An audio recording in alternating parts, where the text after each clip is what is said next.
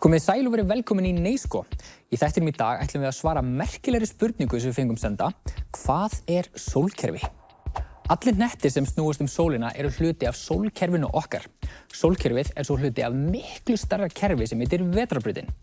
Sólkerfið er dálítið eins og hverfið eða bærinn okkar í vetrarbrautinni sem er svo aftur pínu eins og eyja í alheiminum. Í miðju sólkerfisins er stjarna, sólin okkar, og í kringum hana ganga 8 plánetur eða reikistjörnur og tunglin þeirra og svo minni hnettir eins og smástirni, halastjörnur og loftsteinar. Sólkerfið okkar er mjög gamalt. Það var til úr gasi og ryki fyrir næstum 4500 milljónum ára. Sjáðu til, og þetta er brjálæðislega merkileg staðreynd, sólin og jörðin fæddust úr dauðum stjörnum. Já, risavöxnum stjörnum sem hættu að skína og sprungu í tætlur.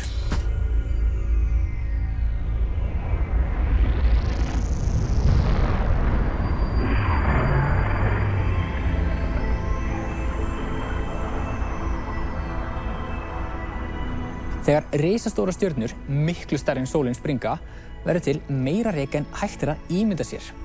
Í geimnum safnast ryk frá dánum stjörnum saman, dálítið eins og ryk safnast fyrir undir rúminu þínu og býr til hrikalega stór geimský, nema ekki undir rúminu þínu. Í geimskýjunum verða til stjörnur og í kringum stjörnunar verða svo til minni hnettir úr rykinu sem snýst í kringum stjörnunar.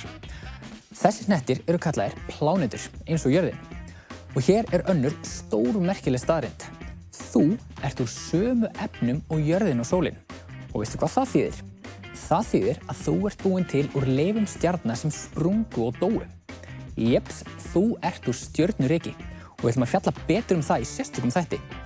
En nei, þú ert samt ekki stjarna. Ekki nema að þú framleiðir eigin orku með kjarnasamruna.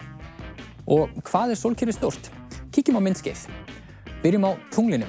Tunglið er aðeins minna en minnsta plánetan Merkúríus.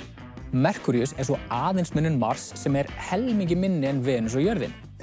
Allir þessir hnettir eru úr grjóti svo við getum labba á þeim öllum í nógu góðum geimbúningum. Bergpláneturnar eru litlar við hliðina á gasplánetunum. Úranus og Neptúnus eru næstum 10 sinnum stærri en jörðin og þeir eru litlir við hliðina á Satúrnusi sem þarna sést án hringana sinna. Júpíter er svo stærsta plánetan.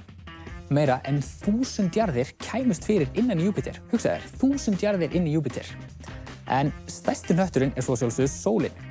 Meira en 1.000.000 jarðir kæmust fyrir innan í henni. Og það tæki okkur næstu 2 vikur að telja allar jarðirnar sem kæmust inn í sólina. En sem betur fer er langt á milli okkar og sólar. Ef við ætlum að ferðast þangað með flugvél, þá tæki ferðalagið okkur svona cirka 17 ár.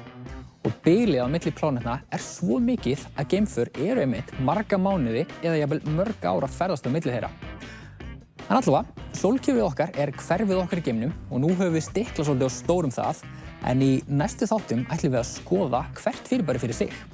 Takk í dag og verið sæl!